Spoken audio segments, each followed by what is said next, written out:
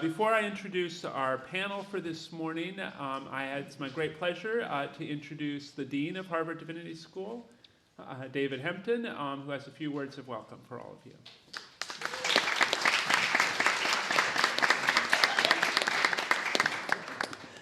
Thanks. Thanks, Dan. That's the most enthusiastic welcome I've had for years, I think.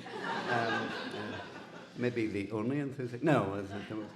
Anyway, good morning, everyone. I am David Hempton, as Dan said, Dean of the Harvard Divinity School, and it's my pleasure to welcome you to HDS and to thank everyone for joining us yesterday and today to share ideas and raise awareness about the spirit of sustainable agriculture. I'm sorry I couldn't be with you yesterday morning, but deans sometimes have other things to do, and I had an appointment at headquarters.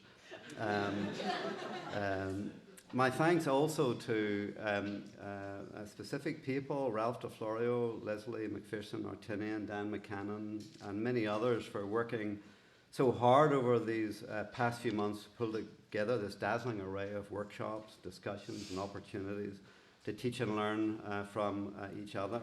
With more than 50 sessions to choose from, and looking over them, I'd like to be at all of them, and over 200 participants, it really is an extraordinary conference on really a vitally important subject. To me, it's entirely appropriate that this conference on the spirit of sustainable agriculture be held at HDS. All of us who study the world's religions know that protecting the earth we inhabit, its lands and waters, its flora and fauna, is a mandate found in all the world's great faith traditions. Anyone invested in asking life's deepest questions, as we are, discovers again and again how sustainability and what we grow and how we care for our home planet is deeply embedded in the religious traditions that shape our lives. If you have a moment, please feel free to come to the backyard of Jewett House, across there, where you will see our own sustainable agriculture. I stare at it every morning and evening. Our own community garden, started by our students and staff and newly rebuilt by Ralph DeFlorio's excellent facilities team. Leslie's team of students and staff has already started growing seedlings in the sunny windows of Rockefeller Hall. They will plant them, grow vegetables all through the season, then donate their crops, or at least the ones that we haven't stolen, for the dean. No, we don't steal the crops. We honestly don't. Then donate their crops to the Faith Kitchen at Faith Lutheran Church here in Cambridge at harvest time. So please enjoy your time here. I hope you find the experiences valuable and learn new things and make new contacts that will be of use to you as you get to work in this important activity. I'd like to close, as I often do, with a quote from HDS's own Ralph Waldo Emerson, who in his essay on nature wrote that, quote, "Every natural process is a version of a moral sentence. The moral law lies at the center of nature and radiates to the circumference. It is the pith and the marrow of every substance, every relation, and every process. All things with which we deal preach to us. What is a farm but a mute gospel? The chaff and the wheat, weeds and plants, blight, rain, insect, sun, it is a sacred emblem from the first furrow of spring to the last stack which the snow of winter overtakes in the fields. This moral sentiment, which thus scents the air, grows in the grain, and impregnates the waters of the world, is caught by man and sinks into his soul. Nature never became a toy to a wise spirit." They're good words. So have a great day and enjoy the sessions, and thank you so much for coming. Thank you.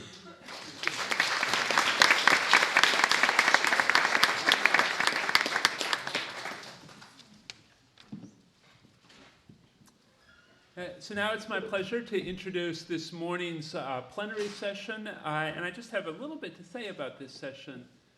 This is a proposal that came to us the same way everybody's proposal came to us. But these folks had done such an astonishing job, really, of pulling together the range of diverse spiritual perspectives that we were hoping to bring into conversation in our conference, that we thought everybody deserved to hear it. So I'm really grateful to all of you for your embodiment of the collaborative spirit. And with no further ado, I'll hand it over to Chara Armon, who organized and will be presiding. Thank you so much, Dan. I want to speak for all of us on the panel and say how tremendously grateful we are for this conference. I imagine you realize, as I think most of us do, that this is a really special opportunity and one that came across our sort of email screens as so exciting and extraordinary, and we're really grateful to be here. We have a variety of presentations for you, and I want to give everyone time, so I'm going to be very, very brief in introducing us. I will briefly mention each person's name and bio before they speak, but I know you have really wonderful bios in our conference information, so I won't go on at too much length. We are 6 people who all have a variety of experiences in agriculture, personal experiences, teaching about sustainable agriculture. And as I put this panel together, some of us were thinking about the recent work of Robin Wall Kimmerer, the Native American botanist, biologist, and her concept of acts of restoration and practical reverence, which for me are really resonant and seemed to describe what each of us is doing. So, with no further ado, I'd like to introduce Lauren O'Brien, who is currently a graduate student locally here at Tufts.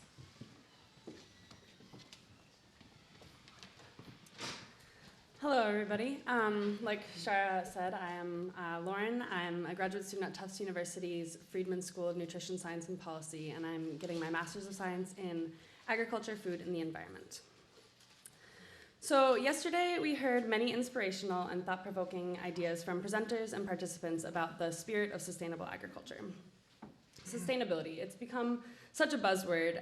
It's trendy and attractive, increasingly a component of business models and development, and of course, it's in agriculture. But how do we, on a practical level, get there? I'm willing to bet that each person in this room and at this conference has a deeper connection to agriculture than the average person. The establishment of that deeper person, that reciprocal relationship, and the sense of responsibility that it instills in us is essential. It is essential in each person and among each community if we truly hope to achieve sustainable agriculture. So I want you all right now to take a moment with me and close your eyes. Take in a deep breath and take a trip back in time. Think back in your life, your story, your personal journey. Remember the people you saw and interacted with, those you laughed with and those you cried with. Remember the language and cultural traditions practiced and sanctified within your home and community. Put yourself back in those buildings that you could probably still to this day walk through flawlessly with your eyes closed, the whole environment so familiar to you. What were the foods you shared? Were there trees outside your doors? Were there hills, skyscrapers, townhouses, or rivers? Was it generally warm or hot or bitter cold? What were the sounds, the smells, the tastes? As you open your eyes and return to this space, I invite you to keep those memories present with you as I continue. It is no secret that everyone is shaped by his or her past. We come into each moment carrying memories, experiences, thoughts, challenges, ideas, relationships, strengths and weaknesses, emotion, energy levels, theories, beliefs. And we talk about this in many contexts, in psychology, education, criminal justice, economics. You get the point. It's just as important in the context of agriculture to recognize the unique and shared aspects of our personal journeys. And for many people, in agriculture, agriculture is seen as a tool, as a means to feeding an exponentially growing global population or a critical aspect of environmental concern, as a romanticized concept of a simple and easy life, or as a dirty job for the unseen and unknown other. Like most of you, I have been blessed to experience communities and individuals who innately engage in a sacred reciprocal relationship with agriculture. In Cambodia, I worked with orphaned children with HIV and AIDS. In rural villages of El Salvador, the village of Tahachi in Navajo Nation, and various farms in Ireland and a community in Appalachia. I have also been blessed to witness an emotional shift developing this relationship. Most notable were moments shared with women in Idaho at a center for victims of domestic violence and sexual assaults, as well as in my undergraduate experience, where I was introduced to agriculture as an act of justice through a social Catholic social teaching lens, with a course led by Chara and where Michelle was in. I experienced the shift within myself, and in developing greater clarity that interaction with agriculture is a relationship, I simultaneously developed a greater passion, motivation, and personal resilience in my evolving path as I, with you, work towards a truly sustainable agricultural system. Due to time limitations here, I'm not going to delve into a great amount of detail about my personal journey and my personal experiences, though I would love to have conversations with people afterwards. And my experiences may or may not parallel some of yours. Instead, I want to call attention to the differences among each of us, and even more to the differences between each of us in this room and the people who are not here with us today, because those people potentially don't have that deeper spiritual connection with agriculture and with the natural world. Sacred human connection to the natural world and spiritual transformations take place right in front of us all the time, but often go unnoticed or unappreciated. It is essential that we, as leaders together and advocates for developing a deeper reciprocal relationship between human beings and agriculture, continue our work, but not only among similarly minded, spiritually engaged individuals. In recognizing the differences between us, we can and ought to weave together our experiences and culture, ideas and innovation, knowledge and curiosity, without, of course, forgetting the sacred interconnectedness between each of us and through the earth we inhabit and grow from. Even more, we must invite in those in conventional and industrial agriculture to this conversation with accessible vocabulary and an open heart. Sustainable agriculture, I believe, will only truly succeed in practicality when we societally recognize the potential for what I choose to call a sacred connection to the earth, but what I invite others to choose their own language that they are comfortable in defining for themselves. And also in recognizing the strength that uniting our differences has in fulfilling this shared responsibility. Thank you.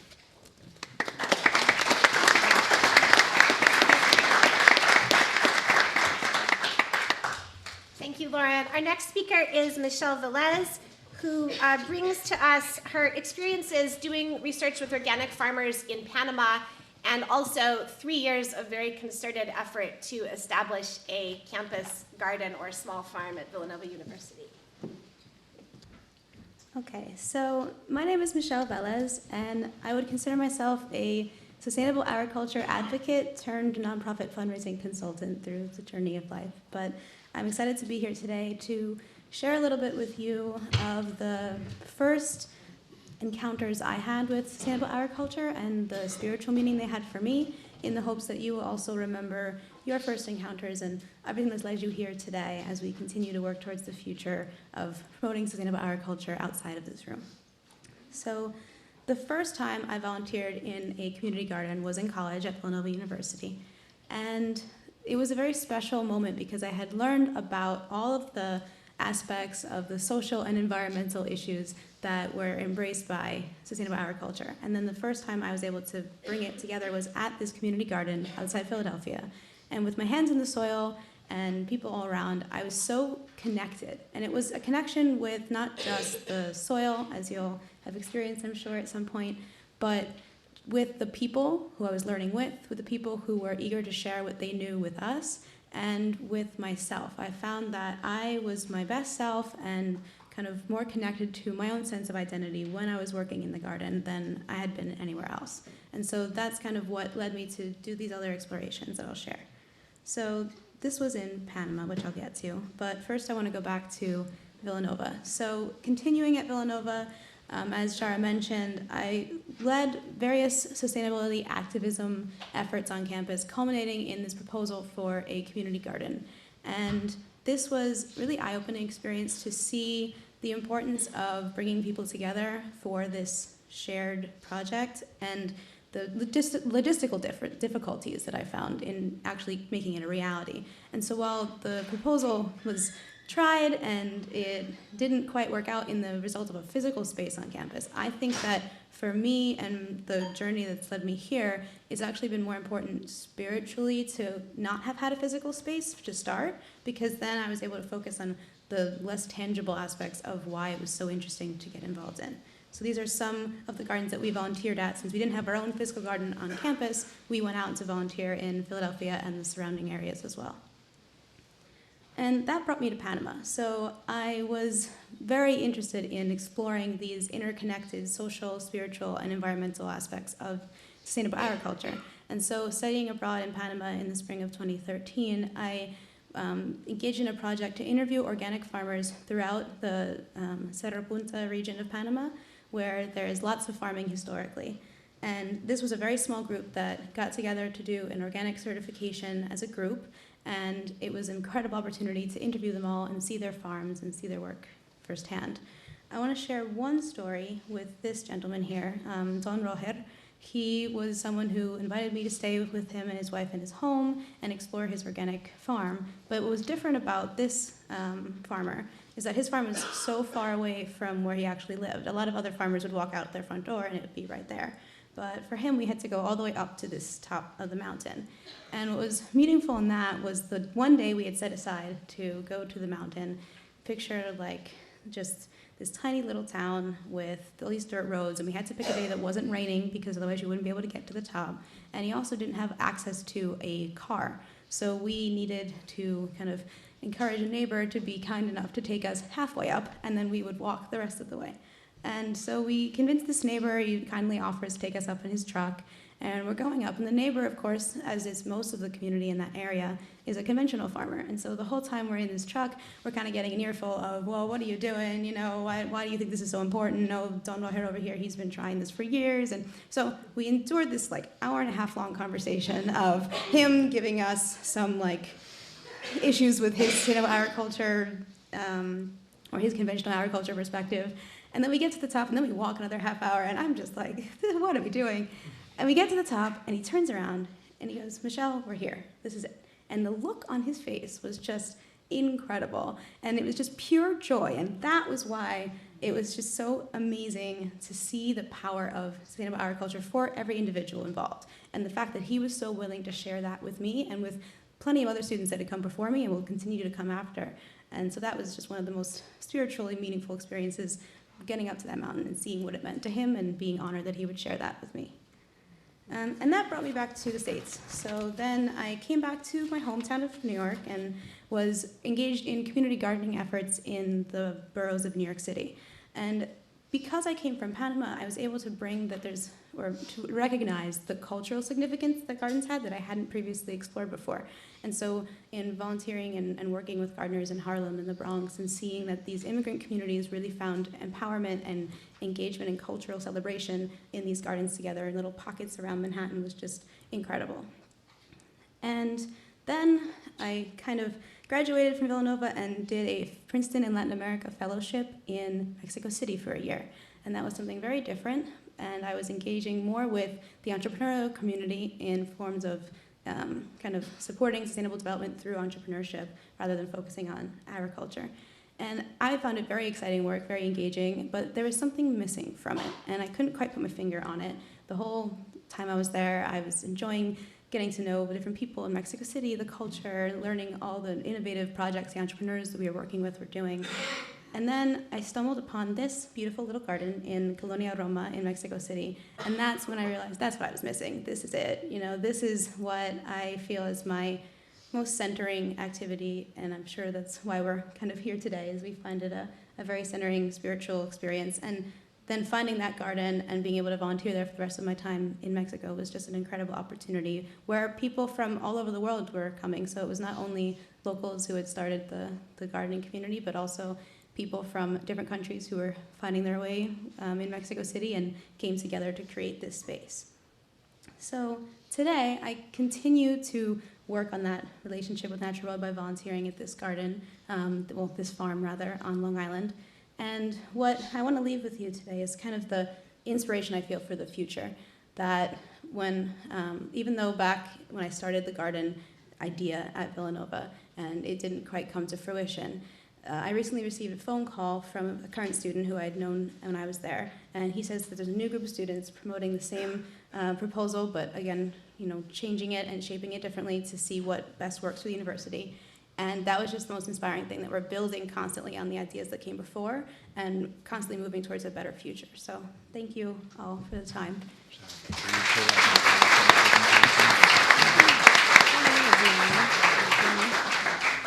Thank you, Michelle. Our next speaker is Sebastian Kretschmer. I'm just looking for the PowerPoints here. Sebastian has a great deal of international experience as a biodynamic farmer. A number of you in the biodynamic community, I think, know him, and I'm so happy he could join us today. Thank you. So somewhat of a social agripreneur, but really I've been feeling for the last 20 years like the true definition of the peasant farmer, the one who does 100 different jobs. It's the Japanese word for the peasant farmer. So spirituality in agriculture, like the German performance artist Joseph Beuys said, spiritual experiences happen at Central Station. So likewise, while whitewashing the barn. But what really did it to me was as a young apprentice in England, doing my biodynamic apprenticeship training, hearing about all these legends of Zarathustra and in the Fertile Crescent of the Tigris and Euphrates Valley, this golden thorn that was used to first open the earth, when these initiates and druids, were first, conducting the sacred act of making land arable. Well, like these guys, some different kind of thorn they're opening. The land at my old farm at Kimberton Hills, eco-village, healing community. I ran a 200-member year-round biodynamic CSA for 10 years. And a rich place for conversations. I always remember, I don't follow any particular religion per se, but Jesus Christ's Sermon of the Mount, speaking about you cannot harvest grapes from thorns or figs from thistles. It's powerful language. It's the archetypical gardener, right? Aren't we all involved in sort of purifying and gardening, farming? This regenerative type of agriculture is such a beautiful sort of roadmap almost to do those things. So my carbon neutral pigs, okay, turning the overgrown, rampant Pennsylvania woods into a beautiful savanna, feeding them only scraps from the local organic supermarket. But yeah, the farm really is somewhat of a medium for sociocultural impulses. I've always believed that the farm is the true universitas, the sort of microcosm of life where everything is happening. So not just a site for production, but actually a vehicle that delivers all these important, impulses of economic renewal, healing of the earth, different types of cultural impulses from, the jazzy sort of Sunday morning jazz breakfast in the garden to, holding Ayurvedic and yogic ceremonies and, farm cinema and everything that is happening at the farm. So just a few images here. I'll be talking 3 brief acts, okay? Act 1, my own biodynamic farm experience. Now I'm somewhat of a freelance consultant, and I got involved with as a extended term supply chains consultant for the Estee Lauder Group, sourcing botanicals for the Aveda Corporation, Natural Cosmetics.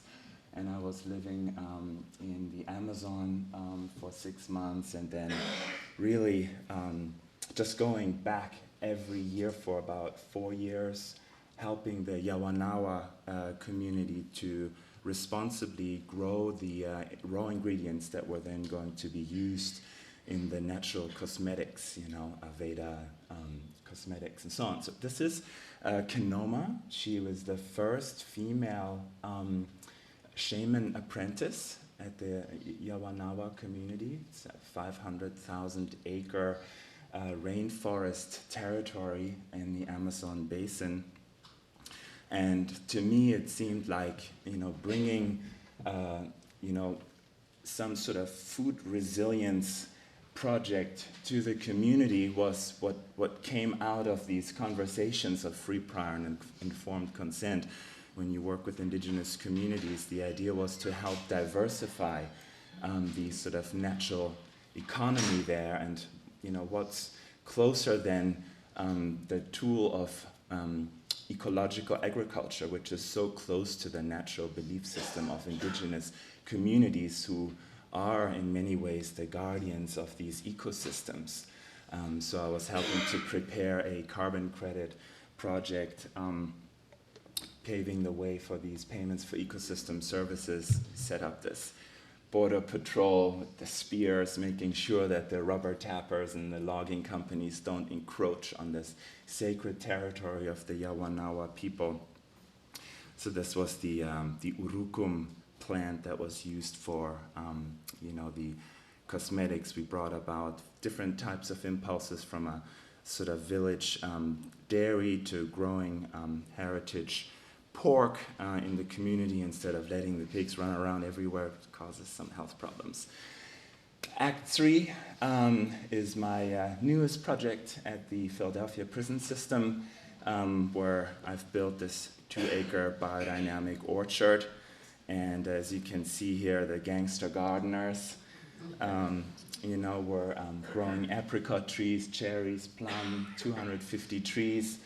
And again, organic agriculture acts in a way as this sort of roadmap, in a way, to engage in a more sort of aware, emotional mechanics. In many ways, I would like to equate sustainability to, love, essentially. If you consider what you do in sustainability, you reduce environmental degradation and you enhance biodiversity. What do you do in love? We reduce suffering and we increase happiness. So in many aspects, I believe that organic agriculture, for these guys especially, is a way to discover a certain lust for innocence, rewiring, using that regenerative gesture of agriculture as the sort of continuum to actually practice more self-awareness, because the very gesture of organic agriculture is so much alike love. And so that's my message for today. Thank you.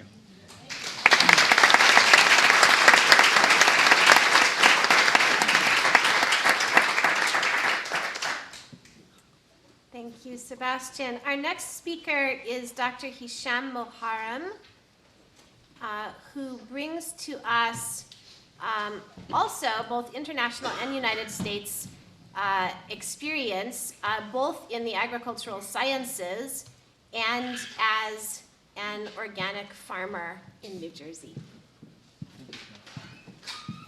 Good morning, everybody. This has been an educational and spiritual experience thus far. Thank you all for, thanks to the organizers and thanks to all attendees. I've been learning a lot. I'm sure I will continue. So my name is Hisham Muharram. I am an oddity in the conference. I'm not a Jew. I'm not a Christian. I'm a Muslim. I think I'm one of a few here, maybe. I'd perhaps offer a perspective that most of you might not have heard of before. So, how does Islam address the topic of the conference? Well, for me, it's about how you understand Islam. So, Islam is a word that means submission.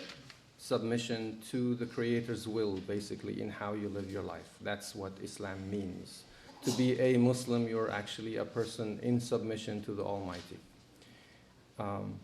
Most of us today around the world, are not exactly living in submission. We're more like living to submit everything around us to us. So for me, this is my faith in practice. For years, I had been hearing people saying, there's so much enrichment of society by the Christian churches, the Jewish synagogues, the Hindu temples even, and we don't hear of you Muslims giving to the greater American society, giving back. So I pondered on that for a while, and this is my answer to that question. So I am an American, and I am a Muslim. I was born in Egypt, but I've been here since I was 18. I think at this point, they have disowned me.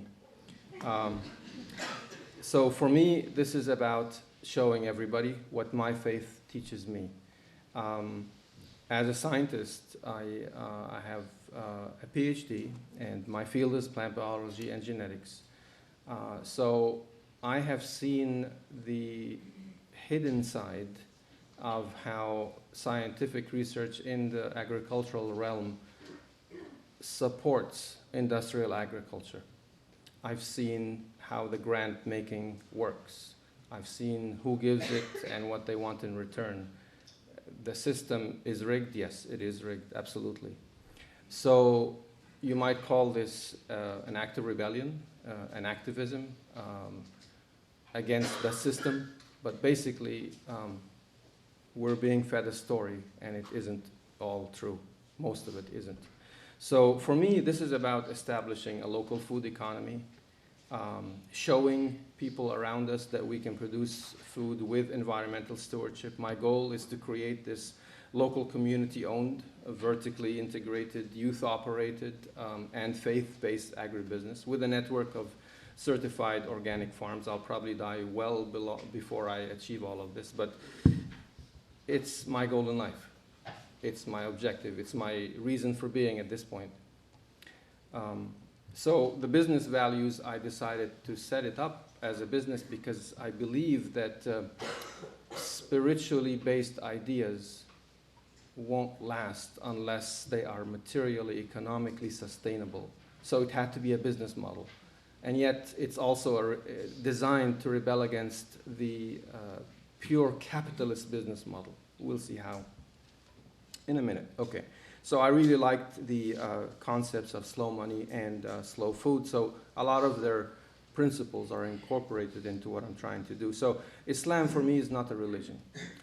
Islam is a way of life. It affects how I tie my shoes, how I go to the restroom, how I treat my wife, how I eat my food, how I talk to people, how I get upset, how I feel happy. It affects everything. In the Quran, you'll see that there's basically three foci. The first is the relationship between people and people. And the second is the relationship between people and everything else God created around us. And the third is people to God.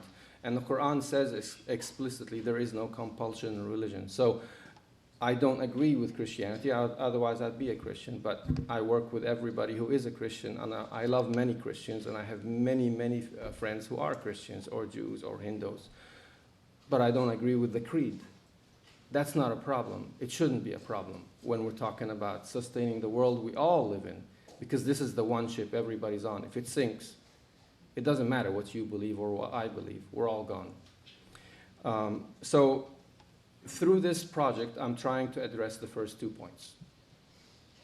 So I've always seen that humanity's struggle basically boils down to the good and evil. And there's symbols for these, there's examples for how good or evil manifest themselves, but you can actually simplify it down to something as simple as that. In the Quran, there is a verse that says, you, meaning those who believe and submit to God, as Islam explains, are the best of nations, brought forth to mankind and ordered to enjoin good and forbid evil and to believe in God. So this is central to what Muslims and Muslim communities should be like with the non-Muslim others around them and with themselves. I'd like to make an appeal in a special way to the men in the army. Brothers, each one of you is one of us. We are the same people. The farmers and peasants that you kill are your own brothers and sisters. When you hear the words of a man telling you to kill, think instead in the words of God. Thou shalt not kill. No soldier is obliged to obey an order contrary to the law of God. In his name, and in the name of our tormented people who have suffered so much and whose laments cry out to heaven, I implore you, I beg you, I order you, stop the repression! Okay, why did I put that in there? I'm rushed for time, so you're going to see I'm talking faster now. Archbishop Oscar Romero was assassinated because he stood up to forces within his society in El Salvador that were causing the very, very violent repression of ordinary people. We have those same forces here too. They are in every single country in the world. They manifest their power and control in different ways depending on the facts that rule that society. We're not quite at the stage of El Salvador. We very well may get there if things keep going the way they are. Greed. It boils down to greed. Too many people greedy for material benefit and gain at any cost. So there's wealth inequality in America, there's a corrupt political system, privatization of the prison systems. The list is very long. I could go on and on. But this is what I'm trying to prevent. Now, I'm one man. I won't be able to stop this. This is going to keep on happening for a while. I hope not too long. But when Pope Francis issued his encyclical, that was a huge call for everybody to act. And he leads the Catholic Church, which is the biggest religious group across the world. And that makes a huge difference. I don't want to see this anymore. Do you remember Ilan? Yes. Okay. Ilan happened to get some media attention. Before him, after him, there are thousands of Ilans, not just in the horrifically torn Middle East now, but all over the world. It doesn't need to be like this. So we've got to think globally, but act locally. I heard this when I first came in the 1980s. So basically ask yourself, what can you do? That for me as a Muslim, this is what it boils down to. On the day of judgment, I'm going to stand alone. None of you are going to be here to speak for me. What did you do? Given the health and the wealth and the influence that you have, what did you do to make things better? So my choice was to be an activist, and I started the Good Tree Farm.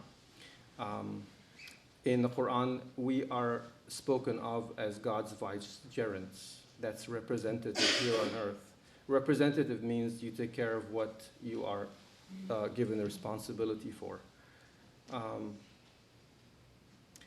And then it also mentions the balance. The Quran is maybe 80% about nature. The verses in the Quran always speak about the water and the wind and the seas and the trees and the grass and the animals and the insects, all sorts of things. So this is what the farm is about. It's a tool to effect positive change. And I'm hoping it's going to be on an interfaith platform. And that basically summarizes it. That's it. Thank you.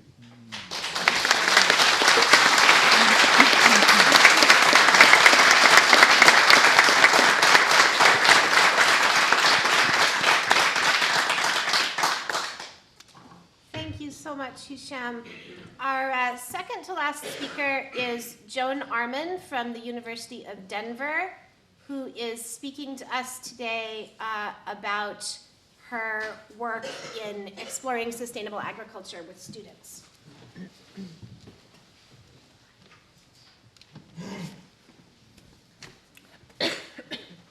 I knew something was very serious about the disconnect that my college students were experiencing with the natural world when one of my students wrote in a reflective essay after some farm field work we had done with our class, "Today I touched a worm for the first time.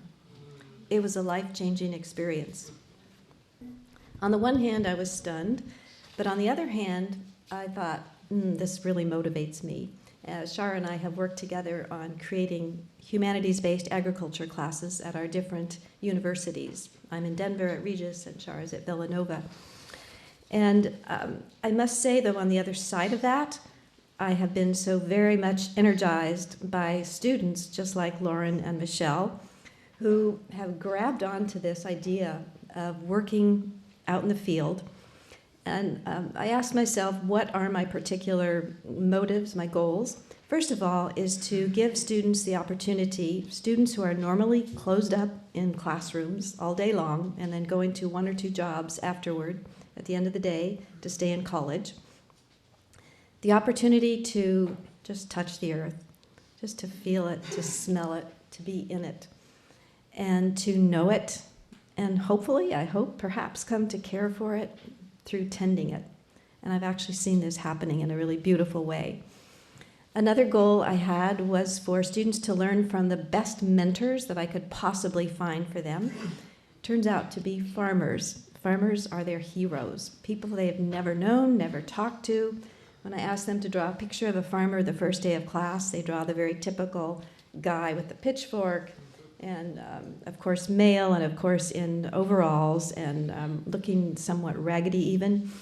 That picture changes dramatically on the last day of class. They're drawing people of all different generations, all different colors, wearing all different kinds of clothing.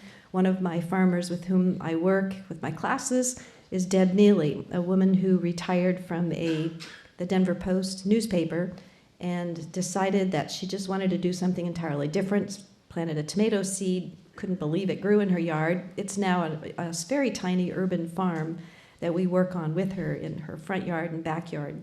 Students are just amazed at what she could fit into this small space. She's a permaculturist, as I am.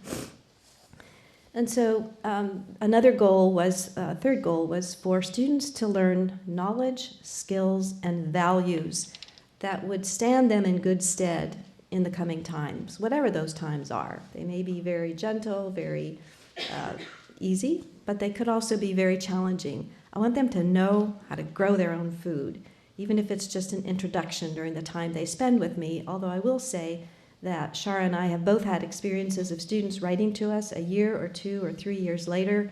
One said, all right, I'm in Arizona, and this guy's given me a piece of land, and I'm not quite sure, I'm not remembering the first step. Could you remind me? And so I go ahead and correspond with her in that way. But there is a shift happening, I believe, in students realizing that this disconnect is not healthy for them. They want to know about what their food, where it comes from, and they also want to know these people and learn from these people, the farmers. So I'm just, because the time is brief, I'm not going to even go through the theoretical part of this, but I would like to just start with these hands. These are the hands of Eugene Hawkes from San Luis, Colorado. He lives in one of the poorest counties of the state. My students and I work with him. I met him through my colleague Nikki Gonzalez, with whom I teach in the spring. And this was from a trip in the fall. We spent a weekend there. He brought his beans to us, his very precious bolito beans. I took this photo of his hands, and he said, these are our lifeblood. These are sacred. These have come down through the generations. They were found finally in my cousin's cellar. And they were, at that one time we were there, they were working with a scientist from the state of Washington who was helping them to grow out the beans, to select very carefully, and to track the possibility that these were perhaps heritage beans from Spain. But the other thing that students have written about and learned is that, and I'll change the slide here so we can see their words. Let's see, there we go. The students and I had a discussion at dinner in Taos afterward. We were also working there with some farmers, and they were saying these words, that they noticed Eugene was giving thanks to the soil, the bolito beans, and the acequia, the water ditch, and that he worked in his field saying his rosary and Our Fathers and realizing that everything is sacred. They were really impressed by that. Here, this is Shannon Francis, a Navajo Hopi woman who is working with us. She works in the inner city of Denver with Native American youth, trying to teach them their heritage and work with them in a permaculture garden. What students wrote about her was very much her sacred connection to the land and how they admired that, and were working to develop that perspective and that closeness to the land. And finally, I'd like to just finish briefly with a quote from Roxanne Swensel, a Tewa Pueblo elder in the Santa Clara Pueblo. She said to me when I interviewed her for an afternoon, I said, "What would you say to my college students? They have a really heavy burden. Some of them actually are depressed about the statistics of climate change. How can we give them hope, but also some guidance?" And she said, "Tell them to know their place." And she meant to know, where do they live? What does this place, what are the gifts this place has to give, but what do we give back to this place? Thank you.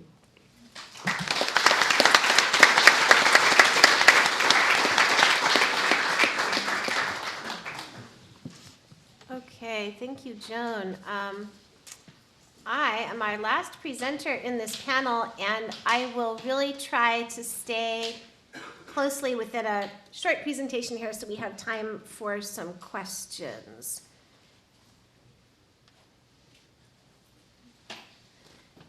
All right, so when my students in my organic agriculture course return radiant from field work or write in their fieldwork logs that they have had some kind of pivotal experience on the farms, I want to know what has occurred for them. And so what I'm exploring with you today are undergraduate students' experiences of connection to the life community during fieldwork on organic farms. And my assessment is that when undergraduates provide what Joan and I have been terming active care in a sustainable agriculture situation, they experience membership in a life community that they often perceive as sacred.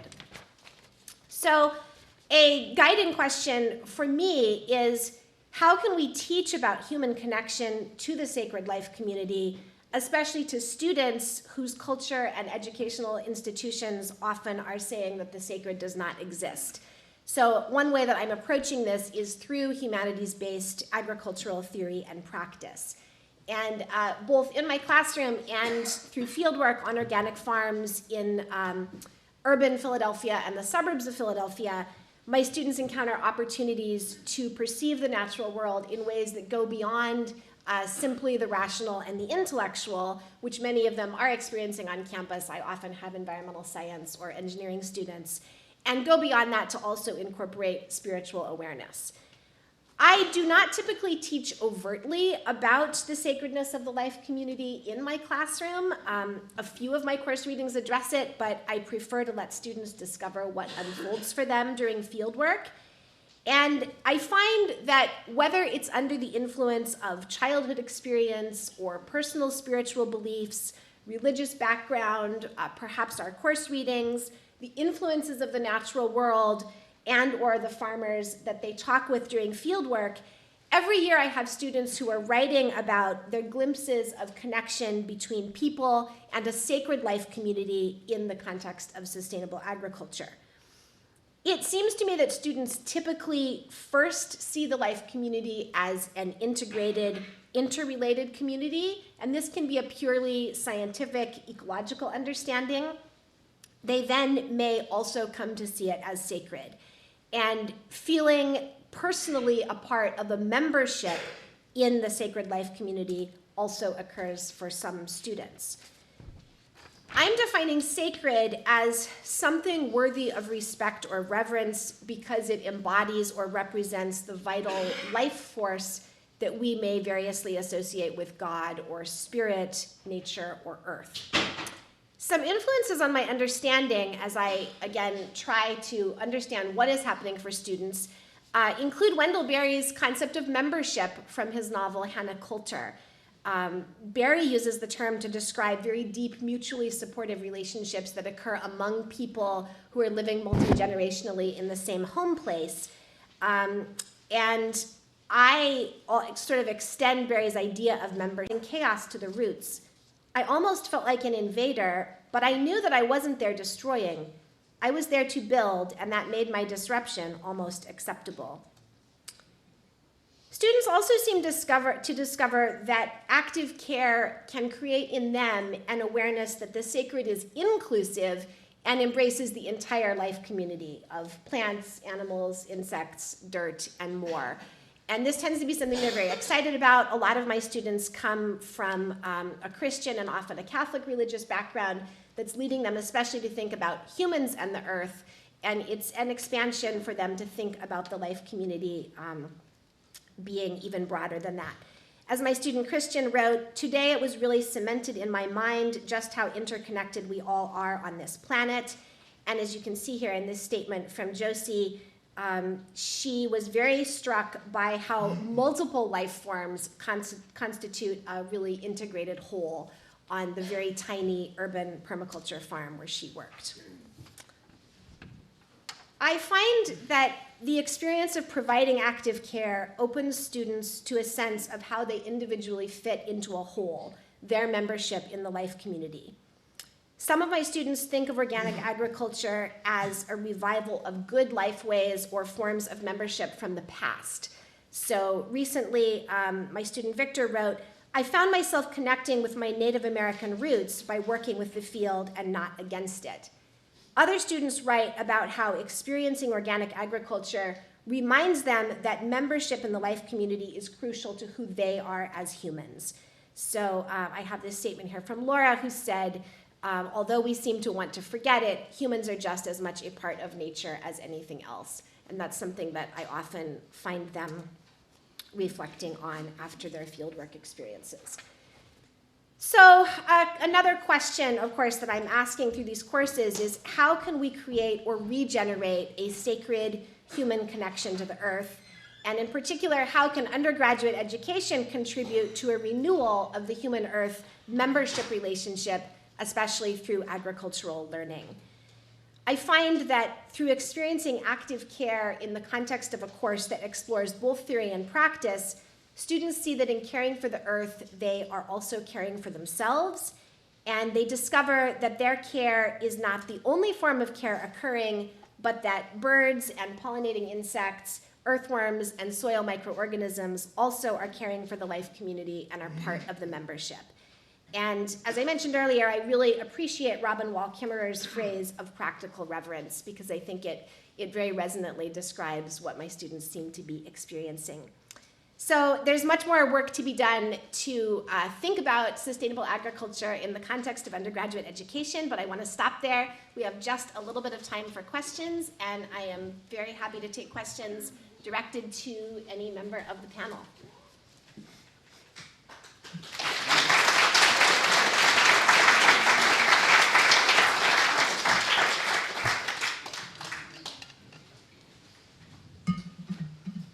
Yes. I was just so moved and touched, as I think everybody else was. You could feel the stillness in the room when we heard the voice of Oscar Romero.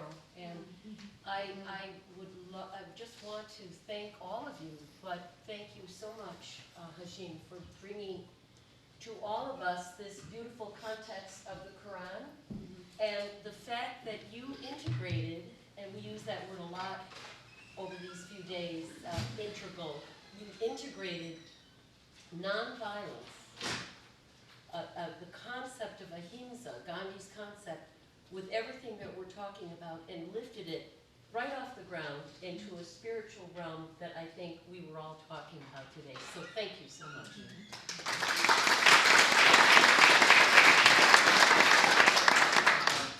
Just picking up on that, I really appreciated that too. I'm a Catholic worker. And what I'm concerned about that we don't mention is that, every one of our denominations contribute something. All of our denominations are good, but what I don't hear is that what are our what tragic things are happening to our faith when we become Americans? I mean, I've been born in America. My sense of Christianity here is that we do it very badly. And no, I don't need that. The rest of the world isn't doing it. I'm sorry. Oh, I'm sorry. All right. Yeah, just that I'm concerned about my faith, Christianity. Got to redeem it from Americanism. I'm just wondering, how are you concerned about Muslims in this country and how they might lose their faith just by being American?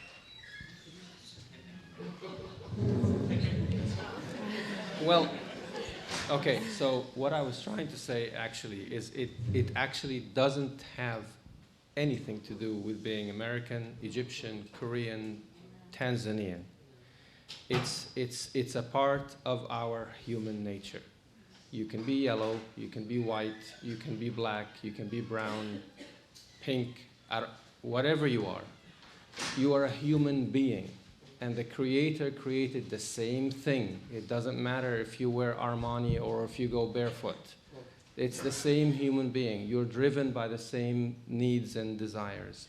So whether it's Muslims or Catholics or Protestants or Hindus, everybody's subject to the corrupting influence of materialism and greed. And you see it, the elite in every one of those countries. Some are majority Hindu, some are majority Buddhist, some are majority Muslim. But the elite in every one of those countries, the very, very rich and very, very powerful and very, very connected, who call the shots and own the media, are they particularly spiritual and religious? Maybe a few. But most of them, it's about the bank account. That's always been the problem. What's the difference between them and Pharaoh and his priests and ministers? The same thing. We just call it a different system of governance. But it's the same age-old problem. It has nothing to do with being American or anything else. We might have, do we have time for one more question, or do we need to?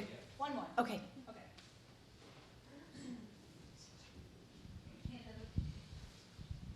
I just want to quickly say I also really appreciate you all being here. I want to be friends with all of you. I think I speak for everyone when I say that. And I'd also like to third the motion on behalf of my brother and sister here in front who mentioned that Romero, they were touched by that part of it. I live and work with campesinos in El Salvador. So despite the fact that I'm a Protestant pastor, my relationship to Romero is no longer safe for mainline Protestantism, because that's just what happens when you live there with the people.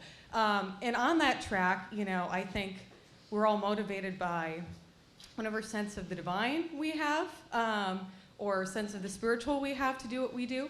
But who, according to all of you, and maybe you all can give a brief answer, who are our heroes or saints or models who were humans, who lived and died and sinned along with us, but who paved a path for us of greater justice, not just for the earth, but for the people, especially the poorest people who are most affected by climate change and by environmental degradation. Let's see, should we each give a brief response? Any particular models or mentors for you, Sebastian? Yeah, just briefly. I believe that in the end, human rights and the carbon footprint will essentially be, what creates world peace. And, so I just think that, you know, also I've traveled in West Africa, for instance, and there, in these small towns, you know, the mayors in these agrarian communities are the big drug dealers. They sell all this farm crack, you know, the synthetic fertilizers, the works, and so on. And you know, I asked one of them, so, you know, would you sell other stuff too, like humates and you know, botanical insecticides and so on? He said, yeah, I just want to sell shit, you know. And so I think we need to strengthen. You know, I'm working in Cuba now too through investments, wise investments, impact investments. It's the only thing that we can actually turn this thing from a spiritual discipline into something that can truly save the planet and the people. Yes, thank you, Sebastian. I could mention many, many names. I teach a sustainable, not only my sustainable agriculture course, but an ecology and humanities course that covers sort of the span of Western civs. So since I already had a chance to mention Thomas Berry and Wendell Berry, I'll leave it at that. But I also teach the work of some really interesting medieval saints. I'll throw out Basil of Caesarea and let someone else take a turn. And I just will also very briefly mention among the many, many authors who are standouts for my students would be Wangari Maathai, and her planting of the trees, her standing up to the system in, I believe, Kenya, and really being beat up for it and imprisoned. And so my students very much are enamored of her and her book that tends to have a very Christian perspective. But she's quite a hero among my students. Say her name again, please. Wangari Maathai, I'm not sure I'm saying that correctly, but it's Mathai, and she was a Nobel Peace Prize recipient.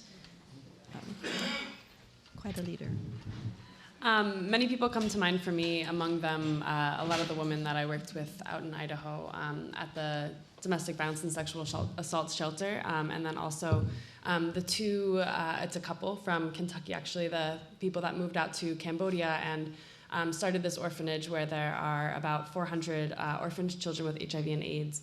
And within that orphanage, it's kind of like a little village within itself, which is really neat. They have a sustainable agriculture system where the children learn about economics and learn responsibility and are really engaged with the earth. And you can see them spiritually engaged, but also learning some practical tools that they'll be able to use in their life. And so John and Kathy Tucker are those two individuals who moved out there. Their organization is New Hope for Cambodian Children, if you guys are interested, but the two of them. And from my experience, I would suggest just people who engage in farming, like was mentioned before, the farmers and the urban gardeners, and specifically the urban gardeners fascinate me because that's taking kind of what we've seen as two opposing forces throughout the development of the world, that cities would kind of exclude the natural and become focused on kind of more like corporate or material endeavors. And to see that people are actively working to bridge that gap and to make it a livable gardening force in a city. So I'd recommend, I've worked with Philly Urban Creators. They're a great organization. And then I was interning at Green Thumb, which is kind of the overarching community garden organization in New York City. So those are two organizations that I could recommend, that the people who run them and work with them are just incredible heroes. I don't need to say much more, but basically the faces of the diamond are, some of them are right up here in front of you. It's the same diamond. Choose one face that fits you and act. Do something. That's all I have to say.